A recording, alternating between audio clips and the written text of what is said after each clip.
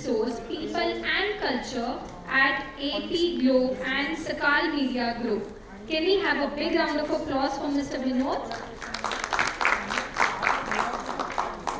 Mr. Vinod Bidwaik is a global HR and management thought leader with over 25 years of experience, including 20 years of experience in leadership roles across diverse industries such as manufacturing, media, automobile, and life science. His mission is to empower individuals through enhanced mindset, skill set, and tool set. Currently, he serves as Group Director HR at AP Global and Sakal Media Group. Previously, he was a CHRO and VP HR at Alpha Level and Director HR at DSM India. His experience also includes roles at Mahindra and Mahindra, Sempirith Group and Sakal Media Group. Vinod has expertise in greenfield projects and establishing HR functions, and he has held various honorary positions in professional bodies, contributing significantly to CSR initiatives and management team globally. Over to you, sir. Good afternoon. Good afternoon. So today, I think it's 15 to 20 minutes, right? Yeah. So I think after the lunch, it's very difficult, and I hope that I will be able to keep you awake. The interesting topic about the CHROs. Maybe in the audience, some emerging CHROs or aspiring CHRO also must be there. The HR profession itself is a totally different profession. Let me tell you one incident. We were just discussing outside. And I heard also that HR is the only profession where the salaries are paid by the company, by the management, right? But it is expected to work for the people. It's unlike finance, unlike other functions, the HR is the only function, and this is the major dilemma in the minds of the people. Over a period of time, the last few years in working in big Indian and multinational companies, what are the expectations from the industries? What are the expectations from the board members or CHROs or the CXOs from the CHROs is always challenging, because sometimes the alignment is very important. If I ask you one question here, and please raise your hand. All our professionals sitting here, perhaps working in HR, L&D and other allied functions of HR. Yes. How many of you know your targets, your KRAs? Raise your hand. So almost everybody knows their target, because appraisal happens on that, and your merit increase and all this thing is totally dependent on. How many of you know your boss's target, your reporting manager's target? The percentage went down. And now my final question, if you are in a level 3 or level 4, how many of you know your boss's target? Very few, right? This exactly happens because their alignment is very important. Sometimes our bosses also may not be aware what is expected from us. And this applied HR very much. So today we are going to discuss about what are those expectations from CHROs? What exactly is necessary to do to perform the better job? And by doing this, I don't guarantee that still your bosses, managing directors or board members will be happy with HR. Because HR is the only function where everybody can comment. Even the person sitting outside also have the views about the HR, what HR should do. Yes, no? So that's how the session would go. But the context is very important, because the subject is transforming. Transformation is like the painful process. It is like cocoon transforming into the butterfly. At the end of the day, if you are really satisfied with the process, you become happy as the professional after the transformation. And that's why it is very important to go through this painful process. And those painful processes are because of the business drivers and what's happening around the world.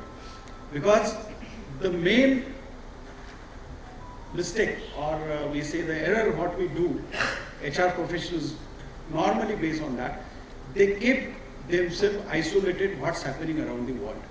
And first, that is very important to understand what is happening around the world. And these are not new. For many years, these things are happening. But the drivers, because today we are discussing about artificial intelligence, ChatGPT and all these things. But artificial intelligence or automation is not new.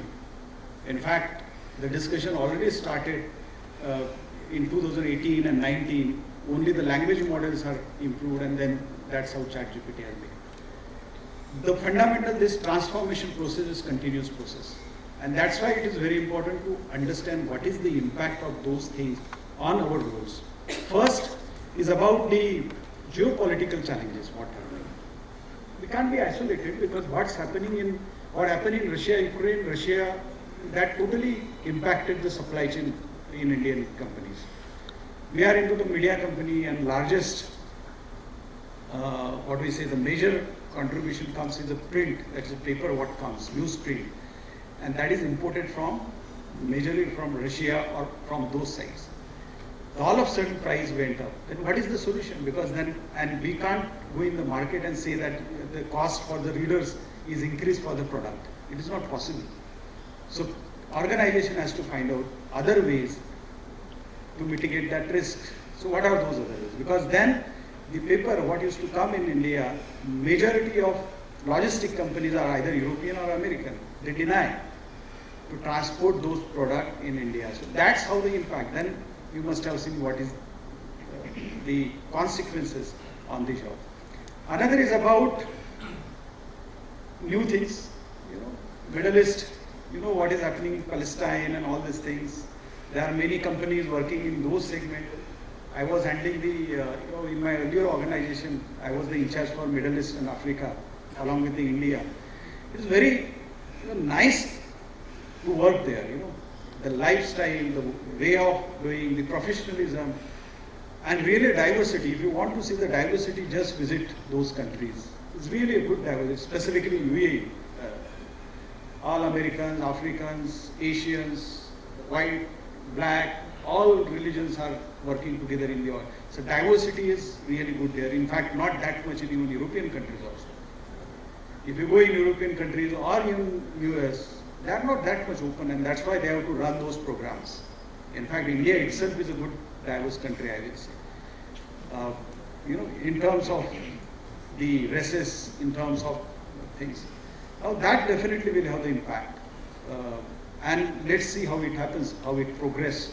Because then what's happening, what's being manufactured in India, also imported, exported outside in India, and specifically Singapore, Europe, mainly in about Middle East countries are the, you go in Middle East countries, most of the organizations are run by Indians there. They are CEOs, they are senior level positions working there. Next is about leadership change in US. Expected or unexpected, what we don't know. But already there are feelers. And Mr. Trump has already his plan, what he wants to do. He is very clear.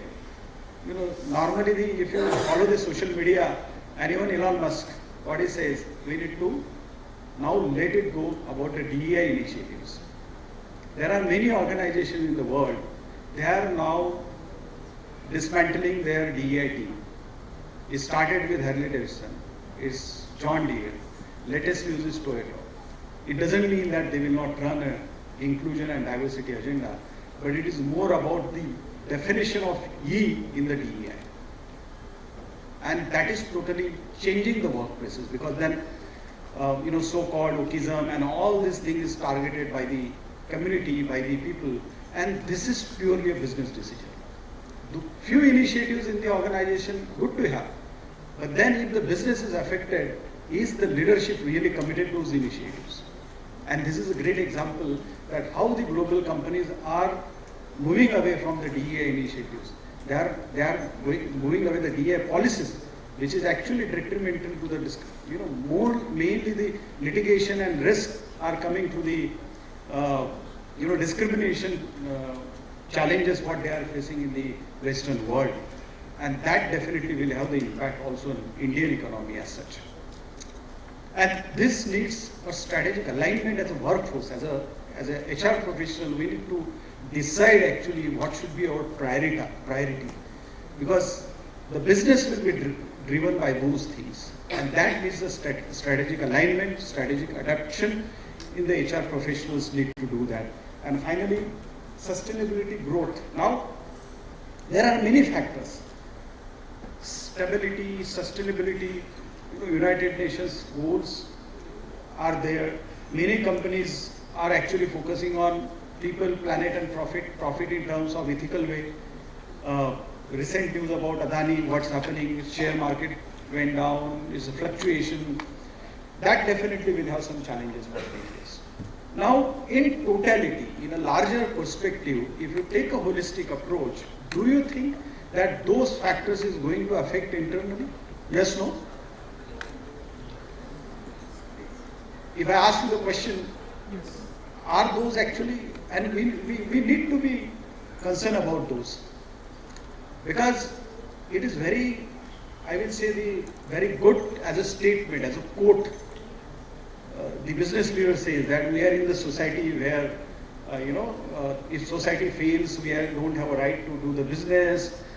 People, planet, profit, and ethical way. All these things are the good statement in the quotations which is presented in the boardrooms for the investors and capital catalysts.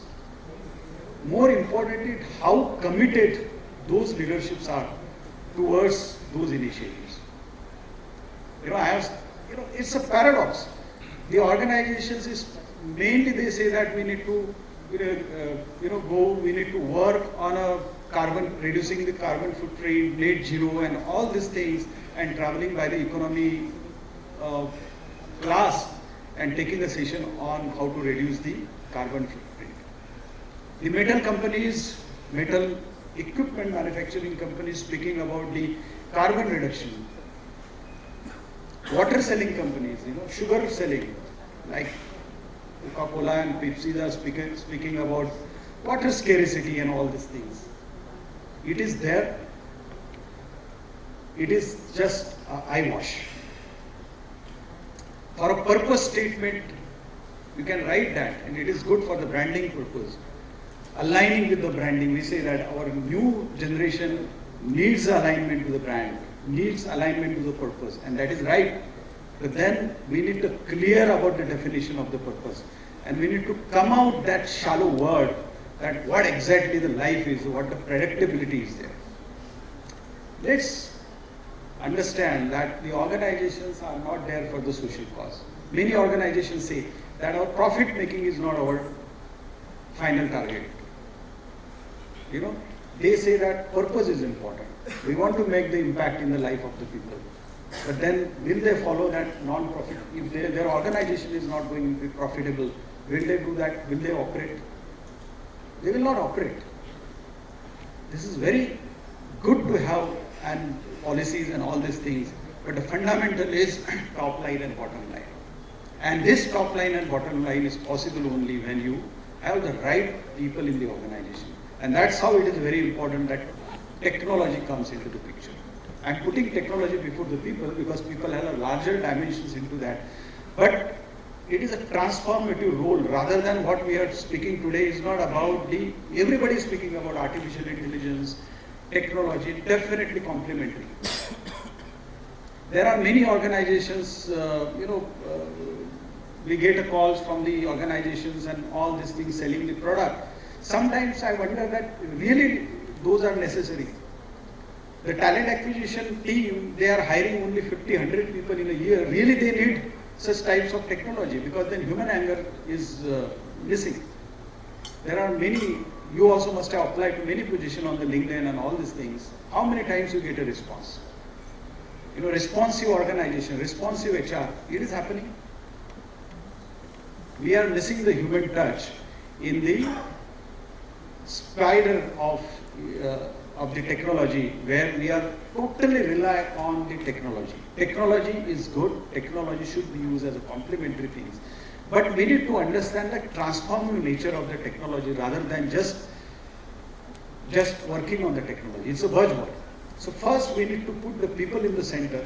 First we need to people in terms of internal and external customer in the center. Otherwise it happens what is happening in the banking industry. When you call to the banks, it is very difficult to get the person in the banks. And then you have to call your key relationship manager. Everybody is not fortunate, those have the key relationship manager. Unless your salary, is specific level and you are in their so-called gold, platinum and in the customer, only you get that privilege. But what's about the common man? You call IBRS and all these things, and same thing happens to the technology. So you need to understand transformative nature. It is not, technology is not the end. Technology is the media to do the business and to make the impact in the life of the people. Another is about immersive generative HR. Now, I always say that the quality of English has been drastically improved nowadays. It is like a Victorian English, even from the vernacular language school people also. The student ability to write the strong messages and strong letters, unnecessary, has improved, and the human dimensions is missing. I am thrilled, I am pleased, how are you? All these things, the person is meeting in the morning to you and then the person is writing on the email. Sorry, give me 10 minutes. All these things. Of course, there are many opportunities, challenges, and this is actually coming with this skill gap and workforce adoption. We are not ready. The future of work is totally different, and that's why the HR agenda has to be aligned with those. And of course, what are the strategic approaches to the skilling, reskilling, unskilling? We are working for so many years. My organization is a legacy organization having 92 years old in India. Alfa Laval was 130 years where I work earlier. The DSM was almost in a coal mining era. That was almost 150 years old company. My earlier was a 200-year-old company. And those are Indian multinational companies, still they have the mindset, we are working in this way for so many years. How we are going to train them, because generative AI is definitely helping, but where the human relations are there. And that's why I will skip this hybrid workers, gig economy. But then what are the skill essential for 25 beyond is about the HR agenda. Normally, I would say if you want to make your bosses happy, focus only on these areas, specifically top management, is about try to improve their digital skills. Right usage of digital technology, artificial intelligence and generative AI. It's very beneficial, but then right approaches needs to be there. Second is about the leadership skill. Leadership not necessarily about the leaders who are leading the team, but the individual person having the leadership qualities, because there are many individual contributor roles. Meta-knowledge is very important. Meta-knowledge is understanding what is there in the organization and approaching those people. I have seen many roles, highly paid jobs, having an individual contributor role. They don't have a team, but they earn almost 50 lakhs, more than that. And why companies pay them? Because if they have that quality, it is leadership without team. They don't need necessarily, because leading team is very easy. There is a reporting structure, there is a hierarchy, and I will say, of course, there will be many challenges, but that is not a bigger challenge. Bigger challenge is leading the team where there is no direct hierarchy. You are leading the team where there is no direct hierarchy, and that's why leadership applies everywhere. Functional integration, how we are going to integrate those elements into our HR function, right? Finance have different expectations, IT may have different expectations, quality may have different expectations. How those expectations and their technology can be integrated with the function. So functional integration is very important. The strategy way works only when it is actually woven in different departments. It is not an isolated, standalone strategy. It's about a different perspective, understanding their perspective and integrating those in our functional things. Behavioral skills now in view is becoming more challenging with this generation, multi-generation coming in the workforce. So we need to focus on that. And of course, expectation from the leader is not only as a functional expert, because you not necessarily need a formal degree from HR to lead the HR function. It can be done by anybody, but it's how you are coaching, challenging the leaders, challenging the status quo of the mindset, status quo in the organization, and challenging them in different perspective, being diplomatic and still getting aligned with the organization's goals. So CHRO, transformative CHRO role nowadays is becoming the coach to the leaders. Almost, I think, how much time we spend, in day-to-day job. There is a team, they are doing, there is a COEs, there is a HR business partner, there are shared services. You don't need if the processes are there. The HR leadership role mainly goes with discussion in meetings and having the discussion on the challenges with the leadership team, with the CHROs, with the business head, and down the level. And that is how are we going to align is a major challenge. What are the driving factors behind the HR priorities? Specifically, what is the expectation is growth aspirations. Every organization, every board member, every investors will have growth aspirations. They want more. The greed, the capitalism, the greed is going to increase. The profitability is not now in single digit. Everybody is expecting a double digit profitability, EBITDA and all these things. AI automation, digital deployment, of course, and of course labor market shifts on this mobility, talent availability, scarcity and all these things is very important. So what is the evolving role of CHROs now? Transformation role, what we are speaking, this is the last slide, is about role modeling and coaching. How we role model to the business leaders is aligning people agenda. And that's why I was asking the question, how many of you know your boss's target? Your boss's target, perhaps if you go, he or she will tell you, but your boss's target is very important to understand. Business transformation, active participation in business transformation, it requires organization restructuring if required, proposing the right organization structure, proposing the right skill set availability, strategic workforce planning. What is the requirement for next 3 years? In which areas? In which parameters? Do we have a right learning path in the organization? Change management technique, competency building strategies in terms of whole HR comes to there, what we call as a core HR, like talent management, talent acquisition, all these things. And of course, running a powerful culture agenda. Though the management approach is not there, we have to define those powerful agenda.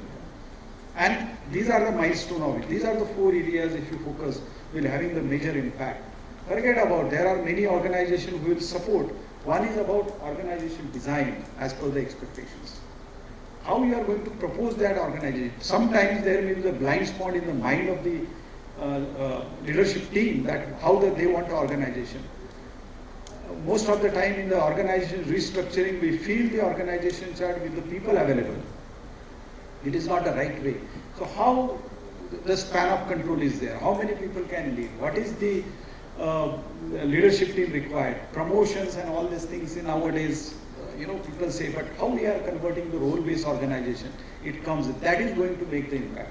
We did in our organization just 9 months back, the organization structure, which is getting us almost 22% top line results in profitability. Because only one initiative, we got a 22% improvement in the top line and bottom line, of course. Talent management and development is going that's again a black box. Hiring for potential rather than hiring for the fit. Why can't we hire for the potential? And having a right HR operating model. What is the structure? There may be different roles of the people. And we should not carry away with the HR transformation models, what they will reach and every people are propagating. It's about what is the requirement of the organization. Do we have a HR project managers who knows how to run the HR project? The HR function need to be run as a project organization rather than having a transitional role. If you do this, definitely results are there. I have a very short time. It takes almost 1 hour to explain in detail, but I hope I have given the justice to the topic. Thank you very much and looking forward.